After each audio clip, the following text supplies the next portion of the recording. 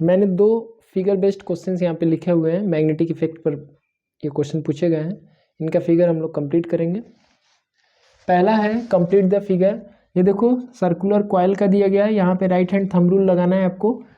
मैंने बताया था ऐसे, right hand thumb rule, thumb नीचे की तरफ पॉइंट करेगा अगर तो क्लॉकवाइज हो जाएगा, थंब ऊपर की तरफ पॉइंट करेगा तो अगर आप ऊपर से देखोगे तो क्या आएगा, anti clockwise.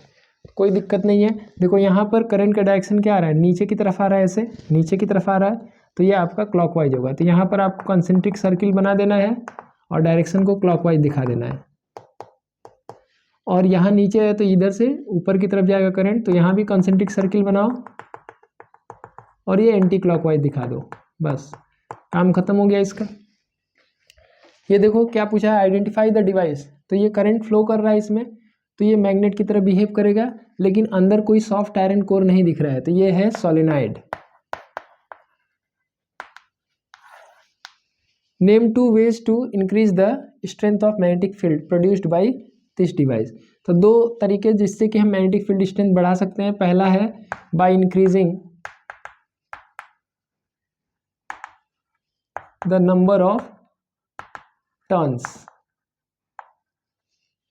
In the coil,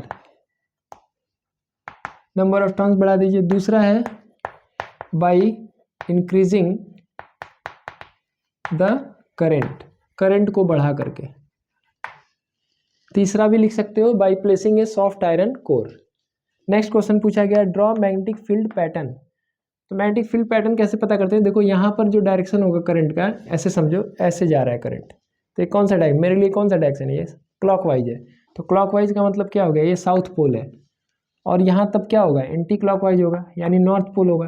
तो डायरेक्शन ऑफ मैग्नेटिक फील्ड क्या होगा, ऐसे ही होगा, नॉर्थ से साउथ की तरफ होगा, ऐसे यहाँ से भी ऐसे निकलेगा नॉर्थ से साउथ। और इसके अंदर क्या होंगे, वो पैरेलल होगा। ध्यान रहे कि इसके अंदर जो मैग्नेटिक फील्ड का पैटर्न होगा वो पैरेलल होगा, डायरेक्शन नॉर्थ से साउथ दिखाएंगे, और सोलेनॉइड के अंदर साउथ टू नॉर्थ हो जाएगा। ध्यान रहे कि मैग्नेटिक फील्ड लाइंस एक दूसरे को कभी क्रॉस नहीं करते हैं। क्यों, if they intersect with each other then it will show that there is 2 direction of magnetic field at a point which is not possible, so magnetic field lines never cross each other। ठीक है ना। बाकी और भी ऐसे figure based questions हैं। I hope मैं जितना आपके लिए बना पाया, जो भी कर पाया मैंने किया है इस चैप्टर में। आप और भी चीज़ें जो तुम्हें लगता है कि इस तरह फिगर बेस्ड क्वेश्चन होंगे, कॉन्सेप्चुअल है, तुम बना के खुद देख सकते हो। इसके अलावा ओरिस्टेड एक्सपेरिमेंट है, उसमें स्नो रूल का यूज करके डायरेक्शन और deflection of the magnetic needle भी पूछा जाता है, तो वो डायग्राम भी जरा देख लेना, बुक में जरूर दिया होता है। ठीक है,